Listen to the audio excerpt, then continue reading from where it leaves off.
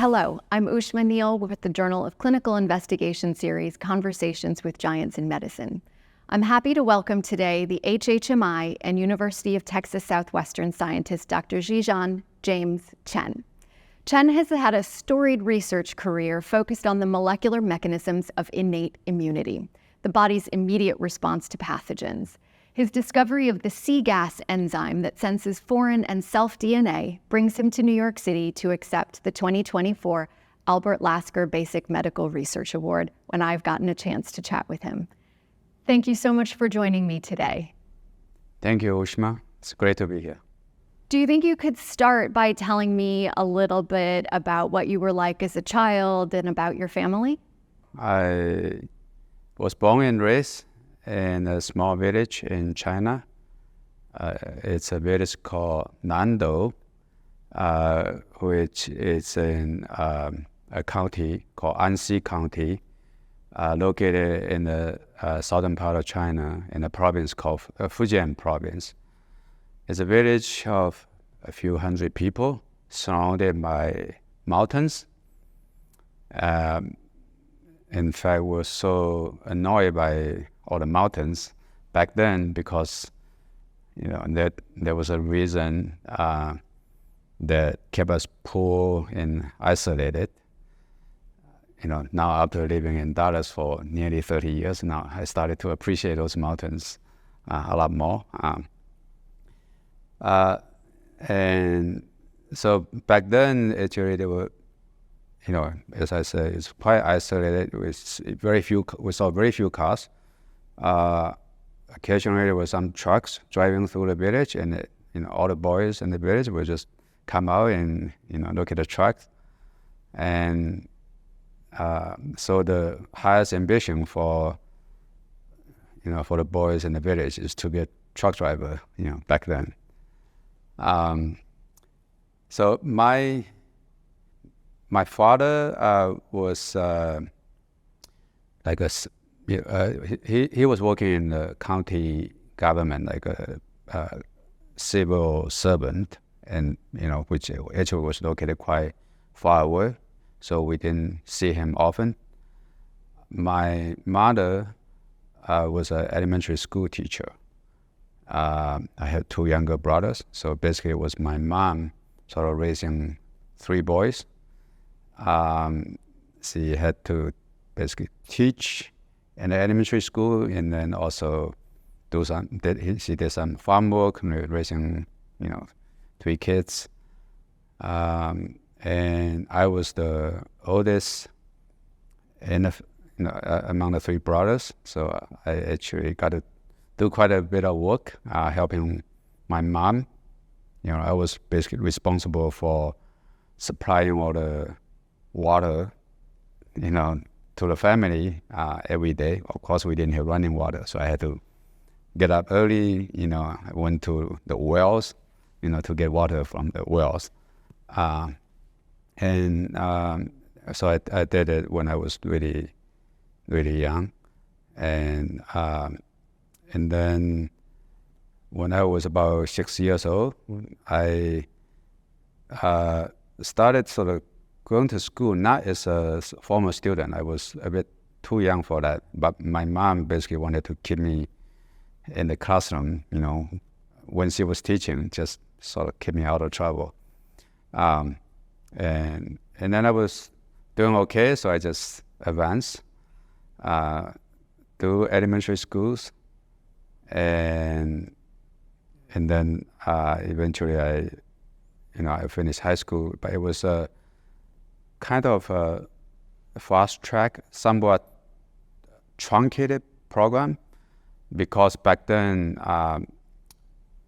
the education system was still in the process of being repaired. Remember, I was born in 1966, which basically was the year when the Cultural Revolution started. That lasted for about 10 years. And so when I was in school, like elementary school, middle school, basically the whole education system was sort of in the repair mode. And to a certain extent, I kind of benefited from that. I finished sort of the schools early. I graduated from high school when I was 15, and then I went into college. Were you able to finish high school that quickly, not just because of the changes to the education system, but because you were a good student? And then what were your options for college, and what were you thinking about at the time that you would study? I was a good student. I wouldn't say that I was the best student. I mean, I was overall a good student. And when I was applying for college, I didn't think about studying biology at all. You know, back then it was sort of math, physics, and so that's what I wanted to study. But for whatever reasons, when I got the sort of the college acceptance letter, it was a school that I didn't apply to. It was a major that I didn't apply to. So it was Fujian Normal University. Sort of my major was in biology. I was very disappointed. And so the first year in college was kind of miserable. I was kind of in a rebellion mode. And because I was just not interested in the subject, you know, the zoology, botany, and things like that. But then in the second year, my sophomore year, I took a biochemistry class. And the teacher was very good. His name was Zhang Qichang. And he didn't have an advanced degree. He didn't have a PhD or even a master degree. But he had a very interesting sort of teaching style. And I found the subject very interesting, you know, biochemistry, you know, trying to understand life through the lens of chemistry. And so I became sort of hooked on biochemistry. And then I learned from other students, more advanced students in the college, that there's an option for you to move forward, that is to apply to graduate school. But to be able to get into graduate school, you need to study English. And my English back then was really poor. I'm still not good. And so, you know, it was just by chance when I was sort of eating lunch, I overheard from these more advanced students that English is the most challenging, and you need to, you know, spend most of the time studying English. So I actually did that, and so I spent quite a bit of time studying English, and then before I graduated from college, I took some examinations, and I did quite well in English and biochemistry and other subjects, and so I got into graduate school, but because I did quite well in those exams, I was selected to a sort of overseas scholarship program, and you know, before that I never thought about sort of going abroad to, you know, for advanced study, and you know, that was the time when China was opening up, you know, and there was quite a contrast sort of between China and America. And America is so, you know, so advanced. And from studying English, I learned quite a bit about America, and so that was quite attractive. You know, I started to apply for graduate school, and you know, here I am. So what struck me as so interesting in reading about you is how from a remote village in China, you would pick the State University of New York in Buffalo. Yeah. So tell me a little bit about how that came about, that you get this fabulous fellowship to come abroad, but why Buffalo? Why SUNY Buffalo? There was an interesting story. It just shows how ignorant I was at the time. So I thought that, to get to a PhD degree from a bachelor degree, you must first get a master degree. And so I applied to, a few master's program in the U.S. And I got rejected by almost all of them. Basically, they said, well, we only offer PhD program. We don't, offer master program. And now I know that usually for a master degree, is like if you don't do well in a PhD program, then you get a master degree. In most cases, not always. So I was rejected by most schools. And then one day I got a letter from SUNY Buffalo, and the letter says that we are pleased to accept you into our graduate program. However, this will be a sort of a straight to PhD. It's not a master degree program. I said, okay, great. It's a PhD program. I'm so happy to get into it. Yeah. Now, once you got to Buffalo, I can imagine there was the requisite culture shock, but how did you fixate on the lab of Cécile Piccart and ubiquitin? Right. I consider myself very fortunate in meeting Cécile. She was a young assistant professor at the time, just started her lab there. And so the faculty members, they introduced their research programs to incoming graduate students. I heard her presentation about the ubiquitin pathway, and that was really eye-opening. It's the enzymology of ubiquitination. You have E1, E2, E3 cascade, and I found it really fascinating. Back then, there was not much biology to it, but I didn't care so much. Maybe I didn't know so much, but I just found that the science was really beautiful. And so I joined her lab, and I really learned a lot from her. She, unfortunately, she has passed away.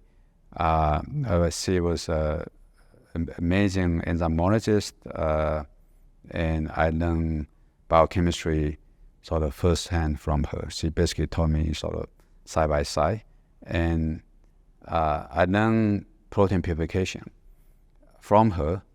And that has become very important for the rest of my career. Basically, we have continued to use this protein purification approach to make discoveries. And I think in the past few years, we make several discoveries, including the discovery of cGAS and cGAM, and this is all through biochemistry. And also back then, PCR just came along. Molecular biology just kind of was still relatively new. And I was fortunate to have a sort of co-mentor, Ed Niles, who is a virologist. And so I learned molecular cloning from Ed. And so that turned out to be very powerful, the combination of protein purification and molecular cloning. And at the time, I also read a few papers from Bob Rader, from Rockefeller University. And Bob basically just purify and clone these transcription factors one after another. I thought it was really beautiful. And then I said, that's what I wanted to do, basically just to kind of emulate what Bob has done, just to, sort of set up an assay, purify the activity, hopefully try to get to a pure protein. Then you get peptide sequence, and then you do the cloning. And my sort of PhD thesis was basically like that. We discover an enzyme, a ubiquitin conjugating enzyme called E225K. I identify its unique activity in making these polyubiquitin chains. I purified it, and then I cloned it. That was my PhD thesis, and it was really a wonderful experience that has benefited me for the rest of my life. So with this foundational knowledge, and especially in techniques and the way to attack a problem, you then turned to moving to the West Coast to go to the Salk Institute to take up a postdoc with Inder Verma focusing on NF-kappa B. How did you make that choice? Right. So I guess for two reasons. One is that, I feel I have learned ubiquitin, and for my postdoc, I wanted to switch to another field to get additional training. And at the time, I became quite interested in transcription factors, partly from reading papers from Bob Rader, Phil Sharp, and others. And also from Inder Verma, who was basically like Mr. CFAS. He was very famous for his work in AP1 family of transcription factors. The second reason is that I was in Buffalo for a few years, and it was a lot of snow, and I wanted to go to a place warm and sunny, and so I only applied to labs in California. And when I went to San Diego for my postdoc interview, I loved the place. I liked the lab, and so that's how I ended up in this lab. But after I arrived in the lab, Inder became interested in NF-kappa B. NF-kappa B was just discovered and cloned by David Baltimore's lab, and so some of the sort of newcomers to Inder's lab started working on NF-kappa B, and so that was a good experience. I started learning about NF-kappa B, and started to do research in this area. Yeah. So I note that your stay in the postdoc was only about a year, and you transitioned into a position in industry at Baxter Healthcare. Why stay such a short amount of time, or what was it that attracted you about the job at Baxter? That was also not by design. It was interesting. So at the time, I had a friend who applied for a position in industry, and he was interviewed by Baxter, and he listed me as one of his references. And so the headhunter called me to get reference about my friend. And then he said, I have another position. Okay, would you be interested? And I said, no, I think I would like to stay in academia. And he said, well, why not come take a look? Irvine is only an hour from San Diego. Just come take a look. And I went and I looked at the position, and it was quite interesting and attractive.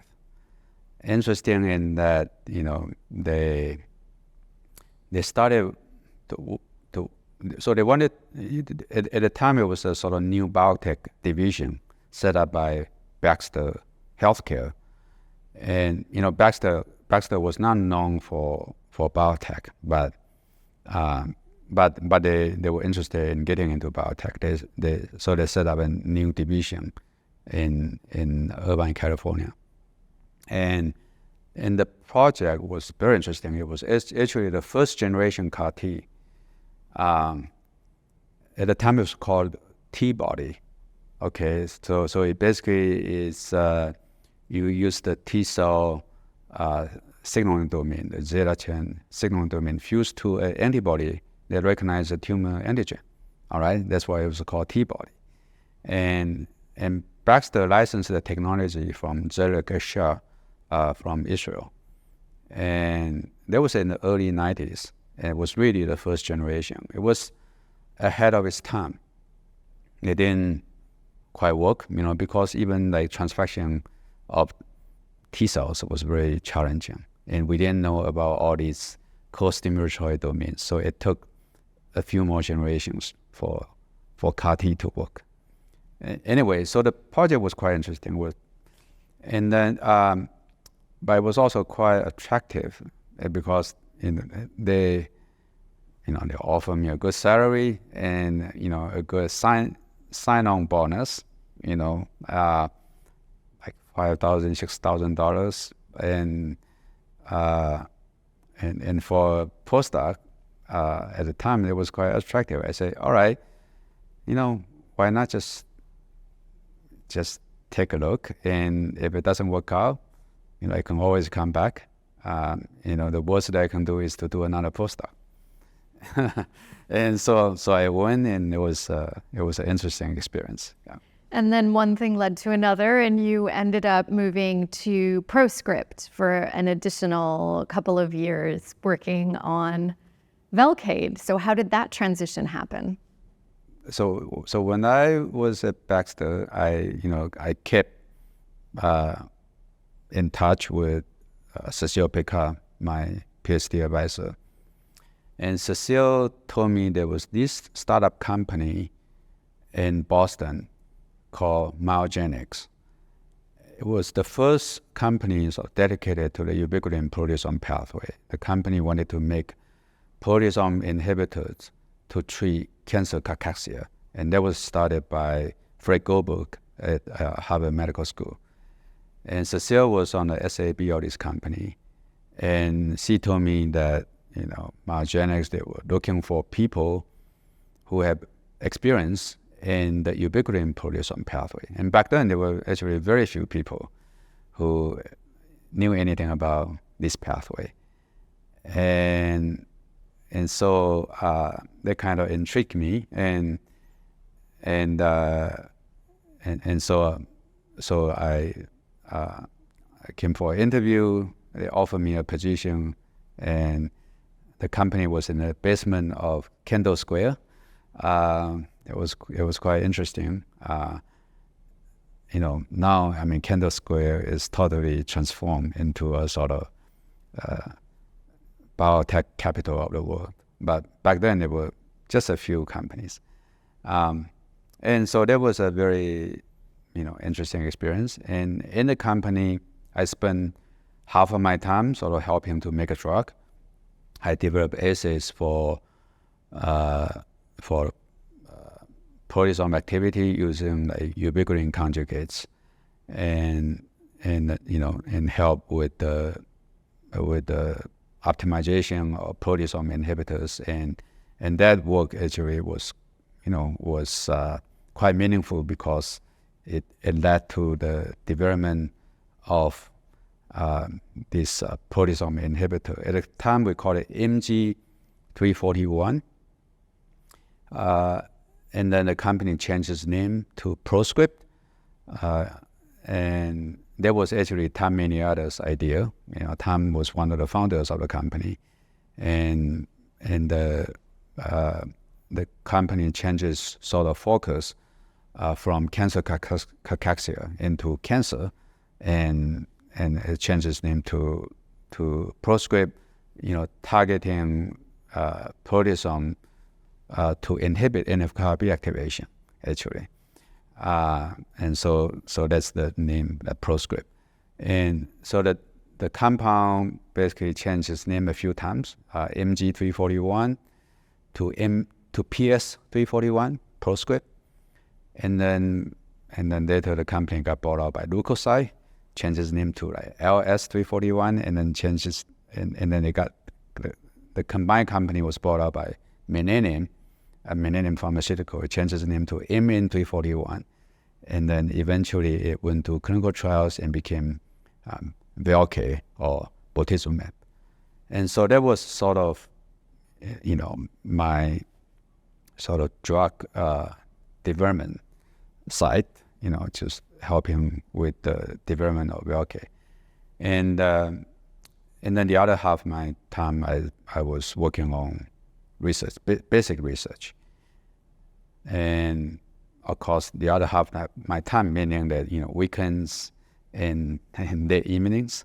And I was fortunate to collaborate with Tom and the others on trying to dissect the role of the ubiquitin pathway in NF-κB activation. And I show that NF-κB activation, remember, that connects to my postdoctoral training in NF-κB, as well as my graduate training on the ubiquitin pathway with Cecile Pickard. So in the company, I was able to combine these two fields, the ubiquitin pathway and the NF-κB pathway. And I show that NF-κB activation actually involves ubiquitin-mediated degradation of this inhibitor called IκB. And so that I think there was a good story. And then, but more interestingly, I just basically, I made a very surprising observation, and that is that so for IcBB to be ubiquitinated, it must be phosphorylated. And so we look for, at the time we're looking for the ubiquitination enzymes for IcBB as well as kinase that will phosphorylate IcBB. But I found that in order for IcBB to be phosphorylated, that it involves this ubiquitination event, and that is required for this kinase activation. And that was quite surprising because back then there were quite a few examples of phosphorylation leading to ubiquitination, but there was no precedent for ubiquitination regulating phosphorylation. And here, I had this observation that this kinase activity requires ubiquitination, and I isolated this kinase. It turns out to be like 700 kilodalton kinase complex. So, and we, together with Tom, we published a paper in Cell, and so then I felt, wow, this is so interesting. I should continue to work on this, but to be able to sort of go further and go deeper into this, I need to get back to academia, because this is really a sort of basic research project. It's not really appropriate for for a startup biotech company, and so I decided to apply for faculty positions with the support of Tom, of course. So I read somewhere that Erik Olson had just started this Department of Molecular Biology at UT Southwestern, and you were the very first recruit. So amongst all the places you were looking at, why Dallas? And why have you stayed this entire time? Well, I think because the UT Southwestern is such a great place. So I applied for faculty positions, and I got a few offers, including from UT Southwestern. And as you just say, Erik Olson just started this department, and he was very effective in recruiting. He offered me this position, and then he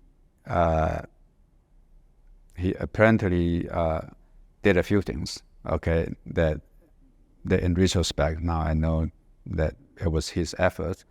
So when I was sort of deciding among these places, I got a phone call from Tom and the others, and Tom said, Well, among all the places that that you are considering, you ought to go to Dallas. It's really the best place. There you have, Mike Brown, Joe Goldstein, Al Gilman, Eric Olson, Steve McKnight. It's really an amazing place. All right. And then a few minutes later, I got another phone call when I was working in a company. And it was from Joe Goldstein. And so, He can be very convincing. yeah, and so that, of course, it was a big surprise. And when Joe called, nobody can resist that. So. But your devotion to Dallas even extends to your academic work. Is it true that you called the mitochondrial antiviral signaling pathway MAVS because of the Dallas Mavericks? Yes, it is a true story. Yeah. Right. So after I started my lab at UT Southwestern, for the first few years, we continued to work on ubiquitin regulation, or NF-κB. And, we make some discoveries. We identified the E3 ligase for ICARB. And we actually show there's a protein called TRAF6 that actually functions as ubiquitin E3 ligase. I became interested in how virus infections induces type 1 interferons. And so virus infection would lead to very robust induction of interferon beta. It requires NF-κB. It also requires other transcription factors such as IR3. And so we became interested in how these RNA viruses induce type 1 interferons. And so we discovered a protein, at the time was unknown protein, that is important for interferon induction by RNA viruses. We initially called it a different name, but then we found that this protein is actually localized on the mitochondrial outer membrane. Okay, and so that was very unique. It's actually the first mitochondrial protein known to have a direct role in innate immunity. And so we wanted to have a name that starts with M, okay? And at the time, Dallas Mavericks was playing with against Miami Heat in the NBA final. And so we kind of got an inspiration. It's like, okay, why not call this MAVS? Mitochondrial antiviral signaling, or Dallas Mavericks. So here you go. How did you decide to go into the STING world and use those protein purification, fractionation, reconstitution techniques you learned so early on? How did that become the open question that you decided to focus on? At the time, there were quite a bit of interest in how DNA stimulates immune responses, and more specifically, type 1 interferons. And there was a paper suggesting that the MAVS might be involved in interferon induction by DNA. And at the time, we generated these MAVS knockout mice, and we took MAVS deficient cells and found that actually that MAVS deficient cells can respond normally to DNA, and that suggests basically there's a different pathway, quite distinct from MAVS, and so we became interested in the DNA sensing pathway. At the time, this adapter protein called STING had been discovered by Glenn Barber and Hongbin Su and others. And but they were, it was clear that STING itself is not a DNA sensor. So there was quite a race to try to identify the DNA sensor. And there were quite a few papers published in high-profile journals, and we tried to reproduce those results, but my students couldn't reproduce that. And so basically, we just decided to take a sort of an unbiased approach to try to identify this DNA sensor. And the approach that we took was our favorite approach, was the biochemical approach. We started by trying to set up a cell-free system that can recapitulate this DNA activation of IRF3. And my postdoc, Josh Sun, worked on this, and it took him about 2 years to get an assay to work. And then once we had an assay, then the task was to, try to identify the DNA sensor. And we started to do fractionation, and their work led to some surprises. One surprise was that, that there were two activities, and one of the activities was a small molecule. And so we partially purified a small molecule and identified it as a cyclic GMP-AMP, a cyclic dinucleotide. And that was very exciting because, prior to this work, there was no sort of cyclic dinucleotide found in human cells, or not even in any multicellular organism. And the other activity was a protein, and we purified it, used mass spec to identify this protein. It turns out to be an enzyme that we named cGAS, or cyclic GMP-AMP synthase. So cGAS, basically makes this cyclic dinucleotide cGAM, and after we discovered it, the mechanism became very simple and very clear. It's just cGAS binds to DNA directly, and that DNA binding activates its enzyme activity.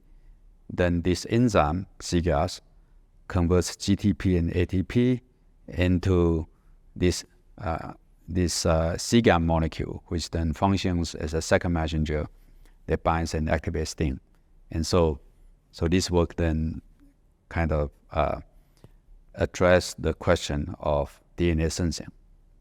If you could not have been a scientist or a physician, what else do you think could have motivated you over a career? Is it being a truck driver, like you maybe once thought was the highest point? Not truck driver, certainly. First of all, I just for myself, I cannot think of a better profession than being a scientist. It's really a privilege to have the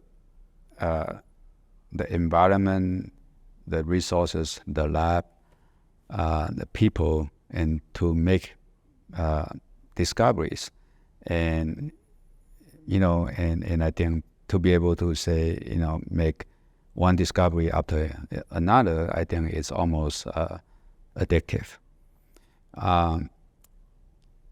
Now, if I cannot be a scientist, what else would I do? Then,